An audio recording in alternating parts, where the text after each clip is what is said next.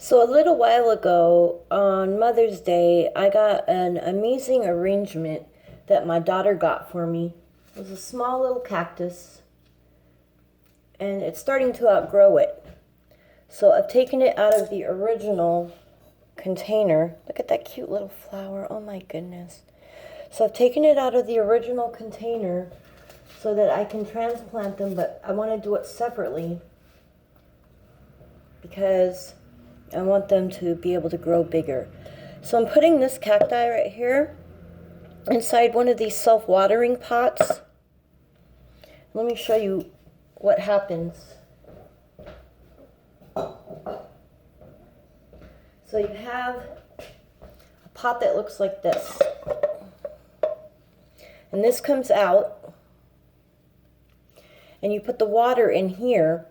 And a lot of times I add plant food in here instead of into the actual dirt, so that way it doesn't put the plant in actual shock.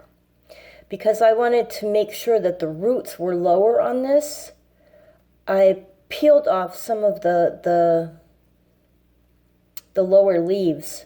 And then I remembered watching that blossom video. So what I did is I took it off here, and just let it snap off real easy. My fingernails are dirty because I've been working in the yard. And then it says get a water bottle and then put a hole in it. You're supposed to use scissors, but I don't have scissors that have a strong enough little point. Oops, that one fell out. And so what I did is I just poked holes, just big enough for the little leaf to go through, and every time I do it, some of them fall out. And so then what you do is you take the little leaf that you took out and you put it in the hole. Well, I just broke that, so that kind of sucked, but let's see what happens, because cactus are sometimes invincible. And then you just put them in the little holes.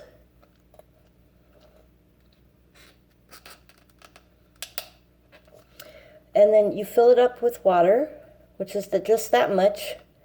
And then you put the lid on it. Because what's going to happen is it's actually going to start growing roots, because you've created your own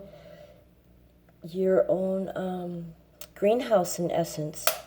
And I'm really excited to see what's going to happen here, but I'm even more excited to see what's going to happen.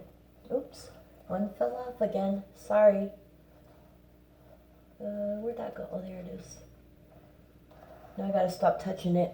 But I'm really excited to see what's going to happen with this baby, because the pot that it was in didn't have any exit, so the soil was starting to get sludgy. And before I put this in here, I actually cut up some banana peels.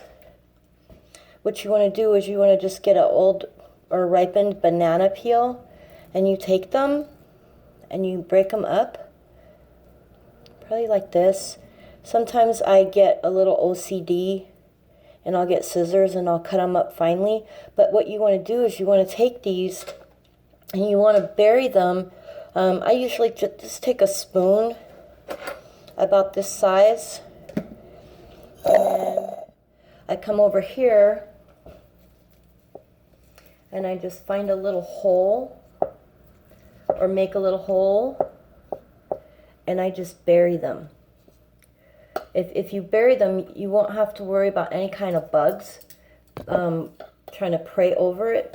This is only wet because I just replanted it, and I like plant. The bottom is dry, but I like planting the top part wet, so that way it can help with making sure that the plant stays stable. The reason that I put the banana peels in there is because it's got full potassium, and it really, really, really helps the roots grow fast. And so I'm excited to see what happens with this. Normally I would go ahead and put this inside of its mate here, but because this plant was already waterlogged, I'm going to choose not to do that. So I'm just going to put these over here. And then I'm pretty excited about this one right here because it's a tiny little thing. It looks like it's on an island. But look at that cute little flower. Wait, let me show you how big this really is, because this thing is about the size, this is a teaspoon, and this thing is about that size. But it's got this cute little flower. So I'm going to transplant that also. But I really just wanted to show you the water bottle. And I'll update it with some pictures later on to see if it really works. Thanks, Blossom, for the great idea. Okay, bye.